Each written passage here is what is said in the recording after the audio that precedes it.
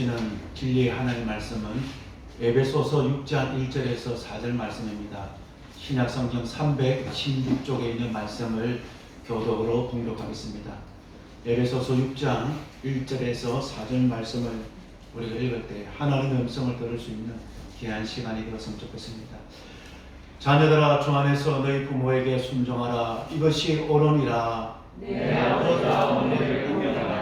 이것은 약속이 있는 첫 계명이니 이로써 내가 잘되고 땅에서 장수하리라. 또한 내가 너희 자녀를 놀랍게 하고 오직 주의 기쁨과 공개로 양육하라. 아멘. 할렐루야. 사랑합니다. 축복합니다. 따라합시다. 잘 될 줄 믿습니다. 5월은 가정의 날입니다. 정말 우리 사랑하는 우리 귀한 서대구 중앙교회 모든 성도님들 각 가정이 천국을 경험하는 복된 가정 되기를 우리 주님의 이름으로 간절히 축복을 드립니다. 오늘은 천국이 임하는 가정, 천국을 경험하는 가정은 주님이 원하시는 가정이라는 제목의 말씀을 가지고 도전받고 은혜 받는 귀한 시간이 되었으면 합니다. 삶에 큰 의문을 품고 해답을 찾으려고 전 세계에서 가장 지혜롭다기로 유명한 그 성자를 한 젊은이가 찾아갔습니다. 선생님, 제 존재의 가치에 대해서 알고 싶습니다. 저는 너무너무 힘듭니다. 제가 어떤 존재인지, 제가 누구인지, 제가 어떤 가치가 있는지, 제 존재의 가치를 알지 못해서 제가 이렇게 방황을 하고 있는데, 지혜자님, 그 지혜롭다는 소식을 듣고 제가 여기까지 왔습니다. 제가 어떤 사람인지, 제 존재가 어떤 존재인지 가르쳐 달라고 이 성자에게 간절하게 간청을 하게 되었습니다. 이 젊은이의 간청을 듣고 성자가 한 캐비넷에 있어서 보석 반지 하나를 끄집어냅니다.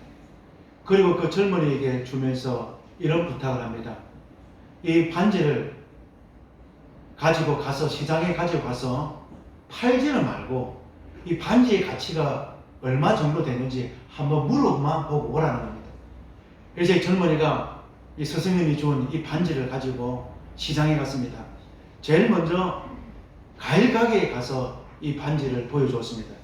과일 가게 주인에게 이 반지를 보여주면서 이 반지의 가치가 얼마 정도 됩니까? 하니까 그 과일 가게 사장님이 오렌지 5개를 주면서 이 반지의 가치는 오렌지 몇 개라고요? 5개라는. 근데 사장님, 우리 서성님이 가치만 물어보고 팔지는 말라고 해서 제가 가치만 물어봅니다 하면서 팔지 않고 또 그 옆에 있는 채소 가게에 가서 반지를 물어보면서 이 가치가, 사장님 이 반지가 얼마 정도 하겠습니까? 라고 가치를 물어봤습니다. 그러니까 이 채소 가게 아저씨는 감자 한 자루를 보여주면서 이 반지의 가치는 감자 한 자루라는 것입니다. 그리고 팔아라는 겁니다. 안 된다는 거예요. 스승님이 가치만 물어보고 했지 팔지는 말했습니다 하고 이 젊은이가 반지를 가지고 스승님한테 돌아갑니다. 스승님, 갈갈이 가니까 오렌지 5개에 대한 가치가 있습니다. 채소 가게 가니까 얼마의 가치가 있다고요? 감자 한 자루라는 거예요. 스승님, 이 반지의 가치가 오렌지 5개입니까? 아니라는 거예요. 그 다음에는 스승님이 이 반지를 이 우리 시에서 가장 큰 보석 가게에 가서 그 보석 가게 감정사한테 이 보석을 보여주라는 것입니다. 그래서 스승님 말씀을 듣고 이 청년이 그 도시에서 가장 큰 보석 가게에 가서 감정사한테, 보석사한테 그 보석을 보여줬습니다. 그래서 감정기계로 열심히 관찰하던 이 보석상의 이 감정가가 이렇게 이야기합니다. 이 보석을 어디서 구입했습니까? 이 보석은 우리 집에 있는 모든 보석을 다 주어도 살 수 없는 보석입니다. 근데 선생님이 팔기를 원한다면 제가 선생님이 부르는 대로 모든 값을 다 쳐드리겠습니다. 근데 이 젊은이가 팔아요? 안 팔아요? 팔면 안 되는 거예요. 그래서 그 보석을 가지고 스승님한테 찾아갑니다. 스승님, 이 보석은 세상에서 구하기 힘든 신기한 보석이라고 합니다. 값으로 매길 수 없다고 합니다. 그래서 스승님이 이 젊은이에게 이런 말을 합니다. 그러면서 세 가지 기준을 정해줍니다.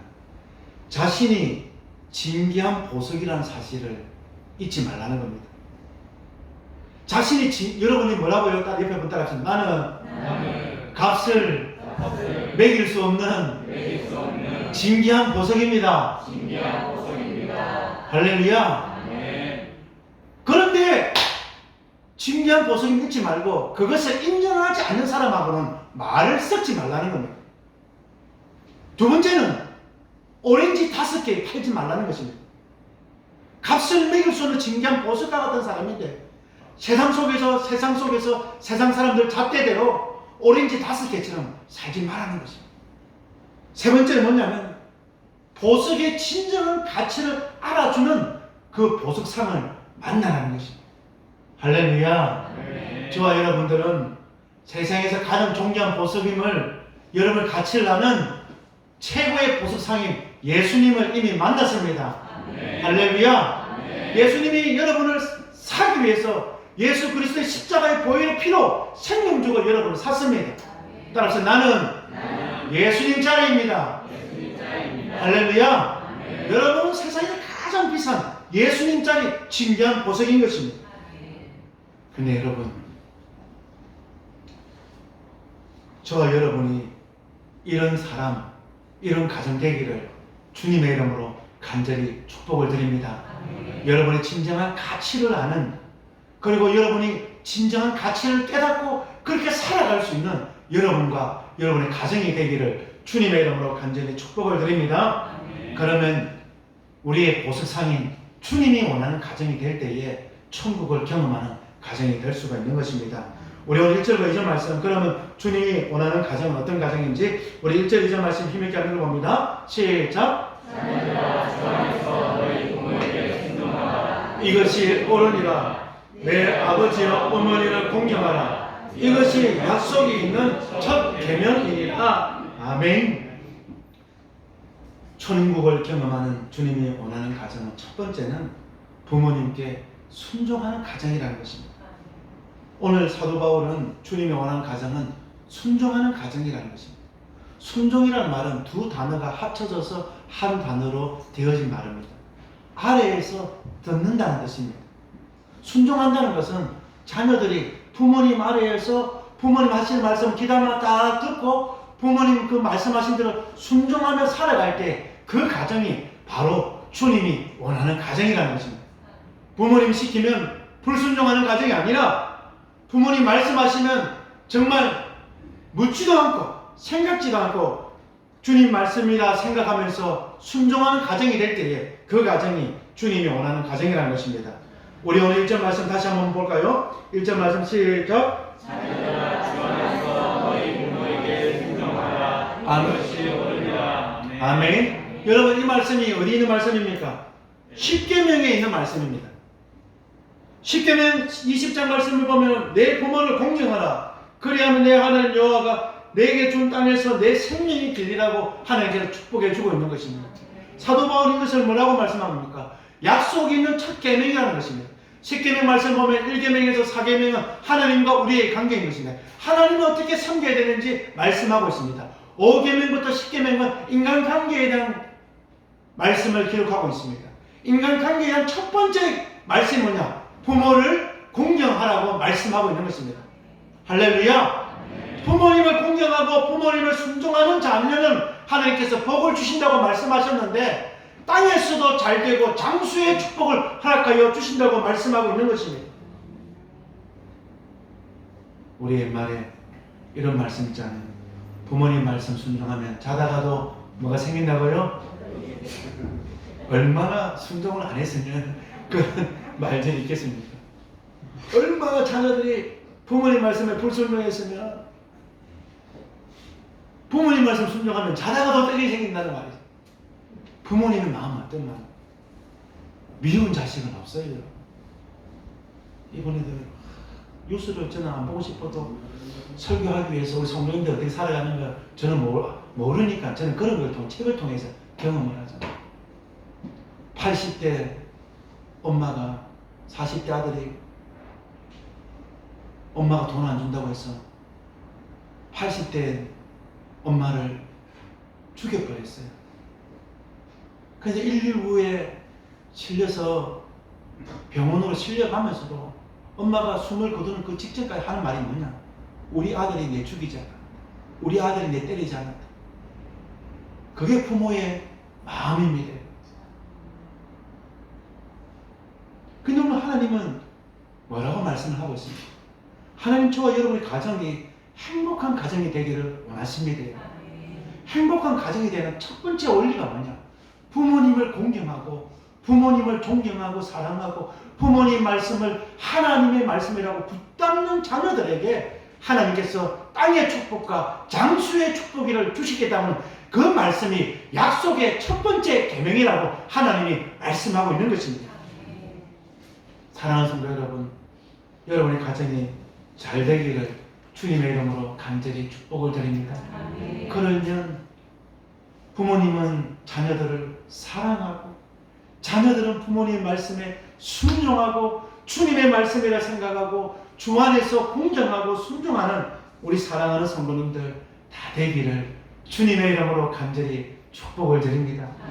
세상에서 가장 행복한 가정은요, 물질이 풍부한 가정이 아니에요, 여러분. 권력이 있고 힘이 있고 빽이 있는 가정이 아니에요, 여러분.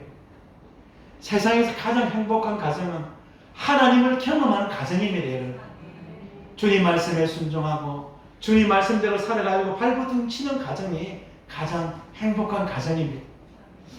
지난주 제가 이렇게 몇 주 전에 칼럼을 썼잖아요. 어느 날 우리 예진이가 집에만 지금 생각해보면 벌써 6개월 동안 지난 겨울부터 12월 달부터 지금 6개월 동안 아이들이 집에 있어요. 얼마나 아이들이 귀찮겠습니까? 얼마나 지겹겠습니까? 요즘 유튜브 보면 아이들이 뭐 요리하는 그런 거 있잖아요. 우리 예진이가 아빠 팬케이크 만들고 싶다는 거예요. 그래서 팬케이크 만들려면 그 팬케이크 가루에다가 계란을 넣고 저어야 되는 거예요. 근데 아빠 계란을 깨는 게 두렵다는 거예요. 계란을 깨가지고 프라이팬 넣고 뭐 이렇게 하는 게 계란을 깨는 게 초등학교 6학년이 계란 깰 줄도 모른다는 거예요. 엄마가 다 해주니까. 저는요 국민학교 1학년 때 밥을 했습니다. 여러분 안 믿어요, 안 믿어요. 지금은요 가스레인지에 밥을 하지만요, 제가 어릴 때는 연탄 보일러 주로 밥은 석유 곤로에다가 밥을 했습니다. 기름을 넣고. 왜냐하면 어머니가 바다에서, 아버님이 돌아가서 어머니가 바다에서 일하기 때문에 저녁이 늦게 오잖아요. 근데 형님들은 학교 다니고 누님하고 형님은 객지 학교 다니고 집에는 작은 형님하고 저밖에 없는 거예요. 그러면 제가 제일 먼저 오니까 제가 제일 먼저 오면 밥을 해야 되는 거예요. 우리 형님은 밖으로 나가서 노는 걸 좋아하고. 그래서 어느 날은 제가 이렇게 깜빡해버리는 거예요. 그럼 어떻게 했냐? 그냥 쌀을 넣고 물을 붓고 거기에다 그냥 밥을 해버리는 거예요. 그러면 또 그런 날은 또 기가 막히게 잘 알아요. 그 초등학교 1학년 때부터 제가 밥을 했어요. 수제비는 초등학교 3학년 때부터 제가 끓일 줄 알았어요. 그래서 요리를 제가 잘합니다. 근데 여러분 그렇게 밥을 해놓고 그냥 안 먹어요. 아무리 배고파도 안 먹어요. 어머니가 오시고 어머니와 밥상에 앉아서 엄마 욕받지 라고 이야기하면서 같이 어머니가 수저를 들어야만이 같이 식구들이 밥을 맛있게 먹어요. 근데 지금도 생각해보면 그때 밥 먹었던 기억이, 엄마가 해줬던 요리들이 가장 머릿속에 다 박혀있어요. 한 번씩은 쓰레기국도 해먹고 싶고, 한 번씩은 고구마 넣고 고구마 밥도 해먹고 싶고. 지금 그런 거 안 해먹잖아요.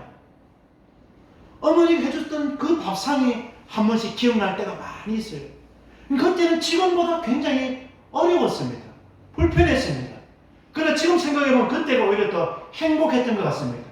어머니 말씀이라면 하나님 말씀인 줄 알고 순종하며 살아갔을 때에 하나님은 우리 가정을 그렇게 복된 가정으로, 행복한 가정으로 만들어 주셨다고 저는 생각합니다. 우리 사랑하는 서대구 중앙교회 모든 가정들이, 자녀들이 부모님을 공경하고 부모님 말씀에 순종하는, 그래야 하나님 주시는 약속의 첫 번째 주인공 되기를 주님의 이름으로 간절히 축복드립니다. 아멘. 두 번째는 주님이 원하는 가정은 부모님이 자녀를 사랑하는 가정이 되어야 합니다. 우리 오늘 4절 말씀 우리 다 같이 힘있게 한번 읽어보겠습니다. 4절 말씀입니다. 시작. 또 아비들아 너희 자녀를 노엽게 하지 말고 오직 주의 도움과 능력으로 하는 예, 한 번만 더 봅니다. 시작. 또 아비들아 너희 자녀를 노엽게 하지 말고 오직 주의 교훈과 훈계로 양육하라. 아멘. 오늘 첫 번째는 자녀들이 부모님 말씀에 순종하는 가정, 부모님을 사랑하고 존경하고 공경하는 가정이 주님이 원하는 그 약속의 첫 번째 축복을 받는 가정이라고 말씀하고 있습니다. 두 번째는 또 아비들아, 부모님도 해야 될 역할이 있는 거예요. 부모님은 어떻게 하냐? 부모님은 자녀들을 뭐 하지 말라고요? 노엽게 하지 말라는 거예요. 국무총리실 산하 청소년 보호위원회가 있습니다. 거기서 우리 청소년들을 설문조사를 했습니다. 그냥 청소년들이 가정뿐만 아니라 학교에서 폭력을 너무 많이 경험한다. 무려 83%가 가정에서 폭력을 경험한다. 63%가 학교에서 폭력을 경험한다. 우리나라 한국 땅에 살아가고 있는 10명 중에 8명이 폭력을 경험하면서 청소년 시기를 보낸다는 거예요. 가장 큰 폭력이 뭐냐? 어느 폭력이라는 거예요. 우리 아이들이 이런 말 합니다. 가정에서 가장 많이 듣는 말이 뭐냐? 부모님으로부터 멍청하다는 말. 너는 바보 같구나. 더 못된 부모님들은 아이들한테 나가 죽어라. 우리 서대수와 함께 이렇게 말하는 성도님 없죠? 나가 돈 벌어 오라고 해야지. 나가 죽어라 하면 됩니까? 나가 죽어라. 진짜 이런 부모가 있는지 몰라요. 아빠라고 엄마라고 부르지 말아요. 예. 이런 폭력을 경험한 아이들은 커서요, 이 아이들이 그 어머니처럼 자녀들에게 폭력을 행사하게 되는 겁니다. 그게 무서워요. 이거는요, 심리학을 통해서 검증된 겁니다. 그래서 제가 늘 이야기하지 않습니까? 우리 서대구 중앙교 청년들, 특별히 남자 우리 청년들은 아내 될 자매를 구할 때는 꼭 그의 엄마가 어떤 부모인지 엄마에 대한 평판을 다 들어봐야 돼요. 준호 형제님 알겠습니까? 첫눈에 반해가지고 얼굴만 예쁘면 다 된다. 얼굴 못쓰면 되잖아. 박문 집사님 고쳐주셔. 네. 다 돼요. 네. 그 성격은 못 고칩니다. 이거는. 근데 심성은 진짜 못 고칩니다. 그래서 그 엄마는 그 딸은 그 엄마를 그대로 판박입니다. 색감부터 심성 그대로 식성까지 다 닮아갑니다. 근데 여러분, 어떤 엄마가 되어야 되냐면 자녀들한테 노엽게 하지 않는 부모가 되어라. 내 짜증난다고 해서 자녀들한테 분풀이하는 이런 가정이 되면 안 된다는 거예요. 여러분, 저도 때로는 반성합니다. 저도 자녀들한테 한 번씩 화를 낼 때가 있습니다. 안 내려 노력하지만. 오늘 성경 말씀 보니까 더욱더 조심해야 되겠구나.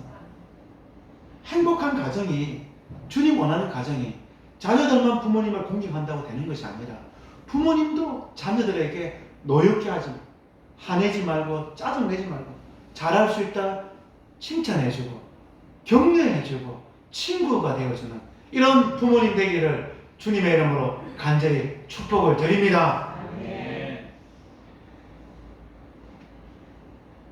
그런데 여러분, 쉬워요 안 쉬워요? 어려운 것 같아요. 정말 어려운 것 같아요. 왜냐하면 자녀들을 우리가 인격적으로 대하지 않기 때문에. 제가 이게 미국 서양 친구들을 만나면 서양에는 여러분 언어가 뭐 영어에는 높임말을 쓰지만 영어에는 이런 높임말이 거의 없습니다. 그리고 할아버지나 손주랑 이야기할 때 할아버지가 손주를 윽박 지르면서 이야기 안 해요. 같은 눈높이에서 같이 말하는. 야, 저 그걸 보면서 야, 이게 서양 사람이구나. 우리는 어떻습니까? 여기서 어떠시면 조금 아이들 말하면 야, 됐다. 네가 뭘 알아? 아이들 말에 대해서 귀 기울이지 않잖아요. 근데 서양 사람들 보니까요, 아이들 말하는 거예요. 그냥 친구가 이야기하는 것처럼 귀담아 듣고 귀담아 이야기해줘. 할렐루야. 여러분 그렇게 되기를 주님의 이름으로 축복드립니다. 이용을 좀 시우가 말하면 네가 말아, 네가 엇박지르지 말고, 예?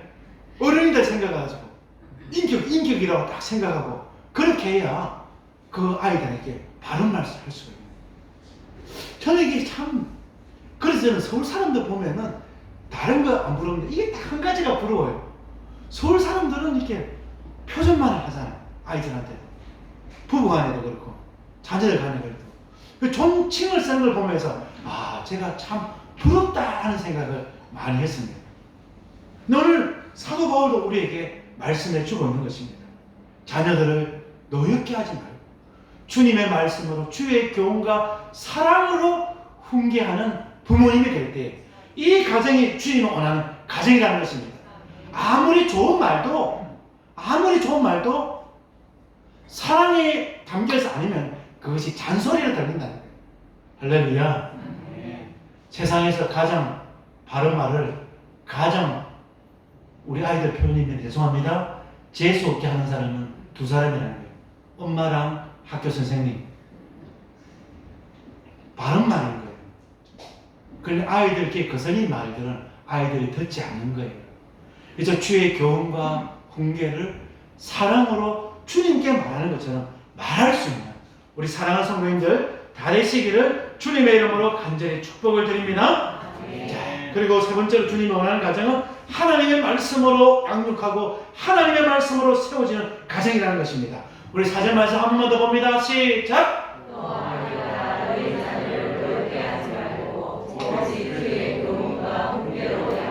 네, 한 번만 더 봅니다. 시작! 또 아비들아 너희 자녀를 노엽게 하지 말고 오직 주의 교훈과 훈계로 양육하라. 오늘 4절 말씀에서 사도 바울은 부모님의 소극적인 몸과 부모님의 적극적인 면을 동시에 말하고 있는 거예요. 소극적인 말은 자녀들을 노엽게 하지 말라는 겁니다. 적극적인 말은 자녀들에게 적극적으로 주님의 교훈과 주님의 말씀을 가르치라는 것입니다. 제가 제일 좋아하는 말씀은 신명기 28장 말씀입니다. 여러분 신명기 28장 1절 말씀을 한번 찾아볼까요? 우리 다 같이 한번 해보겠습니다. 정말 복된 말씀입니다. 신명기 28장 1절 말씀. 예, 자, 다 같이 한번 힘있게 한번 우리 모니터 보고 이렇게 다 같이 힘있게 봅니다. 시작! 내가 내 하나님 여호와의 말씀을 삼가 듣고 내가 오늘 내게 명령하는 그의 모든 명령을 지켜 행하면 내 하나님 여호와께서 너를 세계 모든 민족 위에 뛰어나게 하실 것이라. 아멘. 할렐루야. 아멘. 이 말씀 다음에 나오는 축복이 뭡니까? 들어가도 복을 받고 나가도 복을 받고 내 모든 소산이 복을 받고 뭐 장독대에 기름이 넘치고 뭐 머리가 되고 꼬리가 안 되고 모든 축복은 14절 말씀까지 다 기록되어져 있습니다. 이 말씀은 조건적입니다. 내 하나님의 말씀을 삼가 듣고 지켜 행할 때에 하나님께서 우리의 자녀들을 우리를 어떻게 축복해 주신다고요? 세계 모든 민족이 세계에서 우리 동네에서 1등이 아니라 세계에서 1등 되기를 주님의 이름으로 축복드립니다. 우리 하나님이 이렇게 우리 하나님은 복을 주실 때도요 사이즈가 남달라요. 동네가 아니라 대구가 아니라 우리나라 아니라 글로벌 축복을 세계에서 1등으로 만들어 주신다고 말씀하고 있습니다. 이 말씀을 믿고 이대로 복 받을 수 있는 우리 사랑하는 주의 백성들 되기를 주님의 이름으로 간절히 축복을 드립니다. 이 복을 받는 비결이 뭐냐? 주의 교훈과 훈계를 가르치는 이 복을 받는 비결이 뭐냐면 부모님이 자녀들에게 하나님의 말씀을 나주도 빼지도 않고 그대로 온통 그대로 사진 찍는 것처럼 그대로 가르쳐 지키게 하라는 것입니다. 여러분 이게 쉽습니까? 어렵습니까? 저는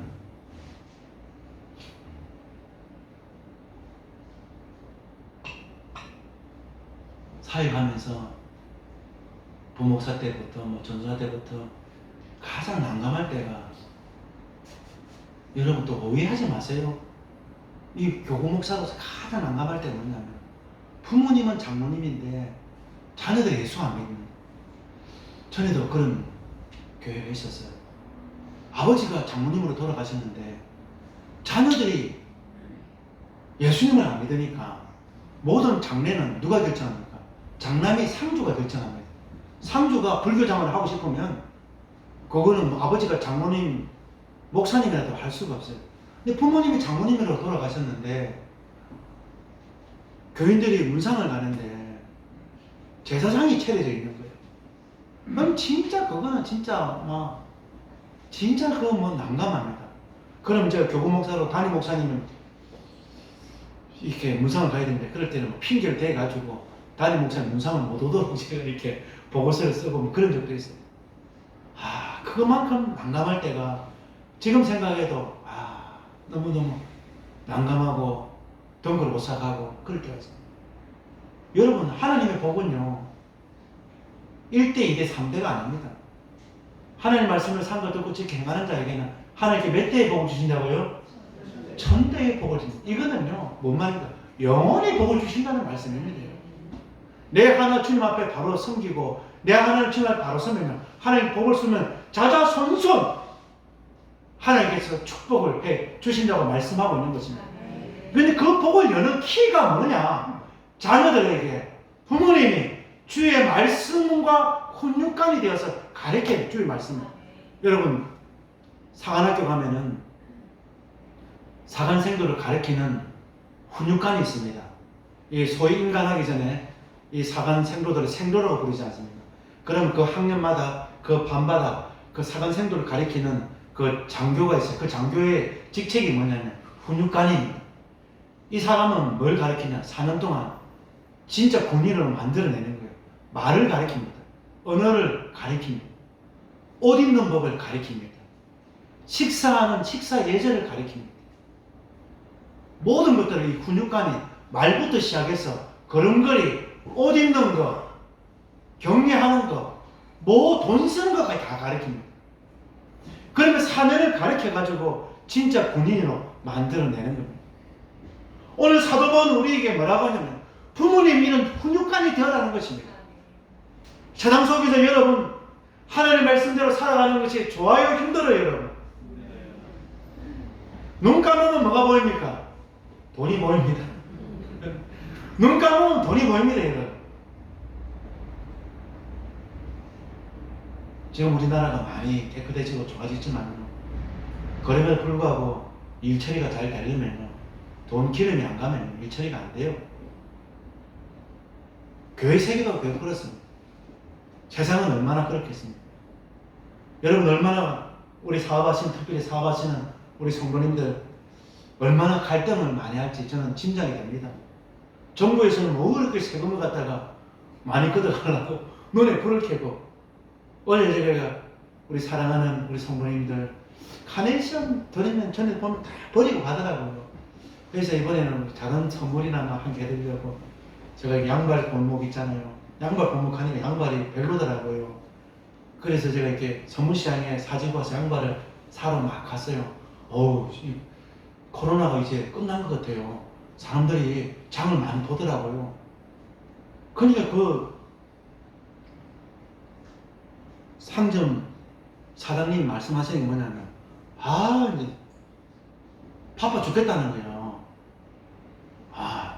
그래서 막 분명히 그래서 뭐 때문에 이게 장사를 안 됩니까 하니까 온누리 상품권을 줘가지고 온누리 상품 백화점이 안 되니까 다 선물시장에 옷 사고 한다고 그게 다 소비를 한다는 거예요.